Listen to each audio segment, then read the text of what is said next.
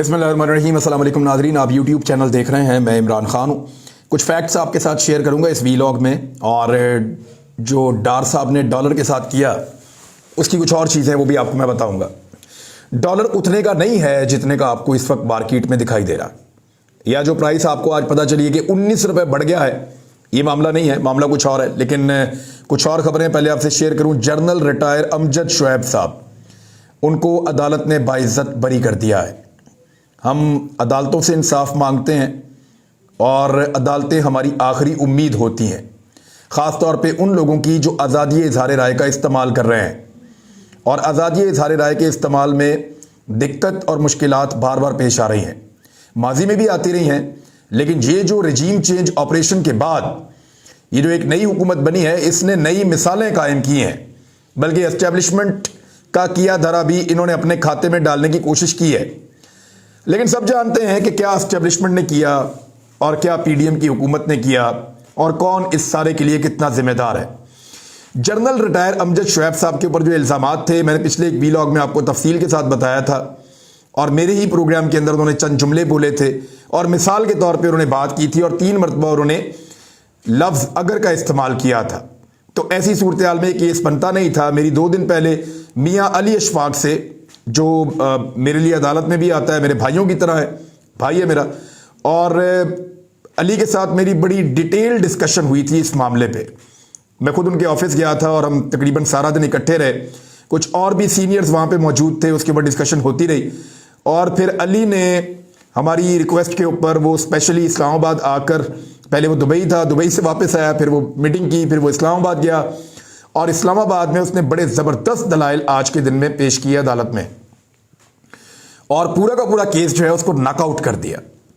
और अदालत के अंदर जो मौक़िफ़ रखा वो कोई ज़मानत का नहीं रखा, मौक़िफ़ जो है वो कोई जुडिशल करने का नहीं रखा।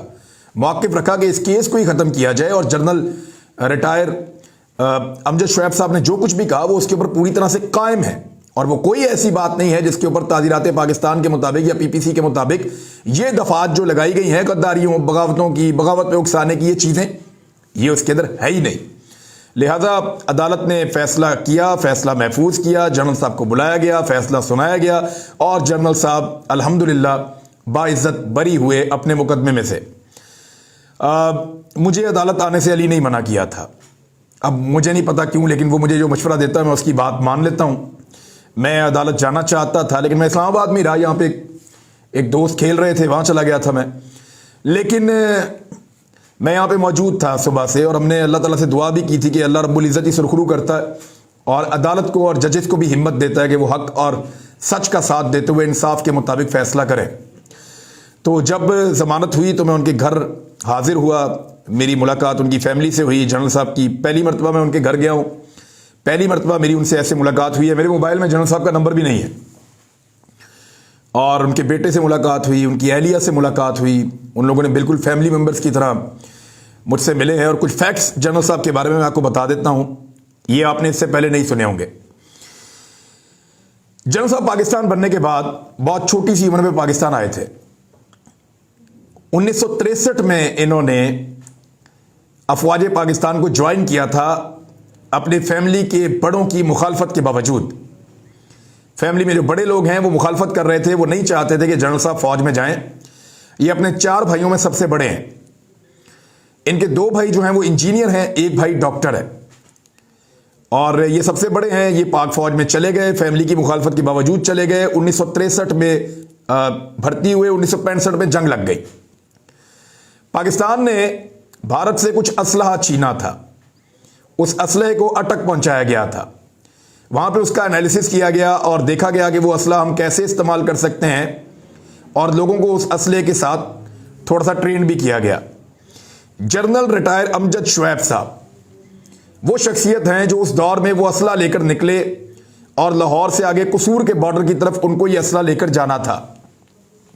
जनरल साहब का घर जो है वो अल्लामा इकबाल रहमतुल्लाह अलैह के घर के साथ वाला घर था लाहौर में। और जब ये असला लेकर जा रहे थे तो इन्होंने यहाँ गाड़ी रोकी और अपनी फैमिली को मिले, और उनके वालिद की आंखों में आंसू थे, और उन्होंने अपने बेटे को अलविदा किया, क्योंकि फ़ौजियों की शहादतें हो रही थी, रोज़ाना की बुनियाद पे मैयतें आ रही थी। तो वो जानते थे कि वो अपने बेटे को कहाँ भेज रहे हैं और कसूर का महाज कितना सख्त महाज है। जनरल रिटायर अमजद शोएब साहब के बकौल वो बड़े जज्बाती थे और बहुत ज़्यादा उनके अंदर एक ख्वाहिश थी कि जल्द अज जल्द जो है वो इंडियन असला हम इंडियंस के ऊपर चलाएं जाकर। वो कहते थे मैंने इसको एक मिशन के तौर पे लिया था और मुझे इस बात की शदीद ख्वाहिश थी कि ये इंडियन असला जो हमने छीना ये वापस इंडियंस के ऊपर हमें चलाना है जाकर। और उसके नतीजे में अल्लाह ताला ने बड़ी कामयाबी दी थी। 1971 की लड़ाई के अंदर हालात बिल्कुल मुख्तलिफ थे, वसाइल बहुत कम थे, पाकिस्तान की फ़ौज उतने बेहतर हालात में नहीं थी। 65 में तो अवाम की सपोर्ट बड़ी शानदार और बड़ा कमाल काम चल रहा था। लेकिन 71 में जनरल साहब जो हैं वो राजस्थान वाली साइड पे, इनकी उधर से ड्यूटी थी पाकिस्तान वाली साइड से, और वहाँ पे हालात बड़े ख़राब थे। जनरल साहब ने अपनी यादें बताई कि इकबाल नाम का हमारा एक सूबेदार हुआ करता था और बड़ा खौफनाक हमला हुआ इंडिया की जानिब से। तो उस हमले के नतीजे में हमारी फ़ौज की टुकड़ियाँ बिखर गईं। जनरल साहब को जैसे ही पीछे पता चला तो ये फौरी तौर पे, उस वक्त मेजर थे, कहते मैं मूव किया और मैंने अपने जवानों को इकट्ठा करना शुरू किया। कोई इस तरफ था, कोई ज़ख्मी था, कोई घिरा हुआ था, कोई झाड़ियों के अंदर छुपे हुए थे। तो मुख्तलिफ़ जगहों से कहते मैं अपने जवानों को मैंने इकट्ठा किया और अपने एक सूबेदार के ज़रिए से मैंने कहा कि फ़लाँ फ़लाँ जगह पे हमें अब अटैक चाहिए। और उसके बाद फिर भारतीय हमले को मिलकर पसपा किया। उसमें जनरल साहब ने बताया कि इकबाल नाम के एक सूबेदार थे जिन्होंने एक मशीन गन के साथ अकेले ने पूरी भारतीय फ़ौज का मुकाबला किया था जितनी देर में जनरल साहब पहुंचे थे। जनरल साहब ने बाद में बड़ी लंबी चौड़ी कार्रवाई के बाद निज़ाम को ये यकीन दिलाया और उन्हें सितारा जुर्रत भी मिला। 2 सूबेदार हैं जिनको सितारा जुर्रत मिला था और जनरल साहब को भी बहुत इज्जत दी गई थी। टैंकों का एक बहुत बड़ा हमला जनरल साहब ने, रेलवे पटरी की तरफ से टैंक आ रहे थे तो अपनी लाइफ में उसको भी नाकाम बनाया था। और कई मरतबा जंग के दौरान जनरल साहब बहुत ख़तरनाक हालात से भी बचे हैं। ये सारी चीज़ें मैंने आज उनसे पूछी। सन 2000 मार्च में ये रिटायर हो गए फ़ौज से। कारगिल जो है उसके ये शाहिद हैं, बहुत सारे पाकिस्तान के वाक़यात के शाहिद हैं, हमेशा अपनी फ़ौज के साथ खड़े होते हैं। लेकिन एक बात जो बड़ी तकलीफ़ दे है वो ये है कि जनरल साहब को लगातार थ्रेट किया जा रहा है, उन्हें लगातार थ्रेट किया जा रहा है और उन्हें बोलने से रोकने की कोशिश की जा रही है। बार बार उनको वार्न किया जा रहा है कि जो हम चाहते हैं वो बोलिए। और जनरल साहब वही बोलना चाहते हैं जो उनका वतन चाहता है, जो उनके मुल्क को सूट करता है। ये है एक रीज़न। और बहुत सारी और चीज़ें भी हैं। कभी जनरल साहब का इंशाल्लाह एक इंटरव्यू करेंगे और उनसे सारी चीज़ें जानने की कोशिश करेंगे। लेकिन अच्छी बात यह है कि पाकिस्तानियों ने, पाकिस्तान के इदारों में बैठे हुए लोगों ने, तमाम लोगों ने बेचैनी का इजहार किया और एक मुहिब्बे वतन पाकिस्तानी के बाहर आने के लिए सब ने अपना रोल प्ले किया। जनरल साहब को जब मैं अभी मिला हूं ना तो उनकी आंखें बहुत कुछ कहती हैं। मैं ये आपको सच बता रहा हूं, इस 80 साल के आदमी की आंखें बहुत कुछ कहती हैं, लेकिन वो ज़बान से नहीं बोलता, वो बात ही नहीं करता। उसे अपने वतन से तो बहुत प्यार है, वो उसको ठीक भी करना चाहता है, लेकिन वो अपने साबिक इदारे के लिए या अपने लोगों के लिए किसी किस्म की मुश्किल भी पैदा नहीं करना चाहता। ऐसा अजीम आदमी है। उसकी आंखें बोलती हैं, ज़बान नहीं बोलती। वो शिकवा भी नहीं करता, वो मशवरा देता है, वो किबला दुरुस्त करने की बात करता है। और जनरल साहब से किस किस ने कब कब मशवरा किया और जब जब मशवरा किया, जनरल साहब ने जो मशवरा दिया उसके ऊपर अमल ना करके पछता रहे हैं लोग आज। और ये लोग अपने मुंह से कहते हैं। तो अल्लाह ताला जिसको इज़्ज़त दे और अल्लाह रब्बुल इज़्ज़त उनको सलामत रखे, उनको सेहत के साथ रखे। ये चीज़ वाकई तकलीफ़ दे थी उनकी फैमिली के लिए, मैंने आज ये महसूस किया है। डार साहब की बरकत से डॉलर की कीमत जो है वो 19 रुपये मज़ीद एक दिन में बढ़ गई है। अब PDM की जमातें, उनके दानिश्वर, उनके अरस्तू, उनके सारे लोग अब ये बहाने लगा रहे हैं कि जी जो सुप्रीम कोर्ट का फैसला है उसकी वजह से बढ़ गई है। तो सुप्रीम कोर्ट का फैसला जब पहले आया था, जब DG ISPR ने खड़े होकर कह दिया था कि देखें जी डॉलर की कीमत नीचे आ गई है, मईशत ठीक हो गई है, वो भी तो सुप्रीम कोर्ट ऑफ पाकिस्तान का एक फैसला था आइन और कानून के मुताबिक। तो उस वक्त तो आपने नहीं कहा कि सुप्रीम कोर्ट की वजह से ठीक हुई है। अब आप कह रहे हैं खराब हुई। तो कभी कहते हैं इमरान खान की वजह से मईशत खराब हो गई, कभी कहते हैं IMF की वजह से खराब हो गई, कभी कहते हैं मिफ्ता इस्माइल इसके लिए जिम्मेदार है, कभी कहते हैं इसके लिए इसहाक डार जिम्मेदार है, कभी कहते हैं इसके लिए जो है वो शौकत तरीन जिम्मेदार है, अब ये कहते हैं कि इसके लिए सुप्रीम कोर्ट ऑफ पाकिस्तान जिम्मेदार है। जिस पे मर्जी डाल दें, लेकिन लोग बेवकूफ नहीं है, लोग पढ़े लिखे हैं, बाशऊर हैं।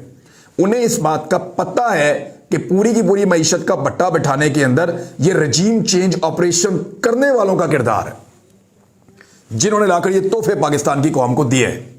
19 रुपए एक दिन में डॉलर की कीमत बढ़ी है और 285 रुपए का एक डॉलर हो गया है। जब इमरान खान के खिलाफ तहरीक एतमाद पेश की गई थी तो डॉलर की कीमत थी 178 और आज है 285। 107 रुपए डॉलर की कीमत बढ़ चुकी है रजीम चेंज ऑपरेशन के नतीजे में। इमरान खान साहब के अपने दौरे हुकूमत में जो डॉलर की कीमत बढ़ी लगभग 50 रुपए के करीब बढ़ी थी, यानी 3.5 साल में जो डॉलर की कीमत बढ़ी वो 50 रुपए थी, और यहां पे 10 महीनों के अंदर जो डॉलर की कीमत बढ़ी वो 107 रुपए। तो आप बताएं कौन बेहतर है दोनों में से?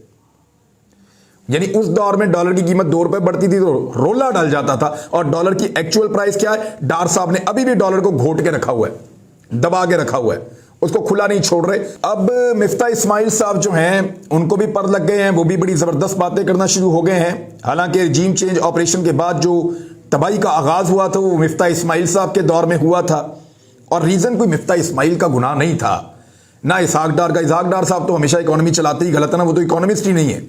मिफ्ता इस्माइल साहब तो चलो इकोनॉमिस्ट थे, लेकिन उनका कसूर नहीं था, कसूर उनका था जिन्होंने रजीम चेंज किया।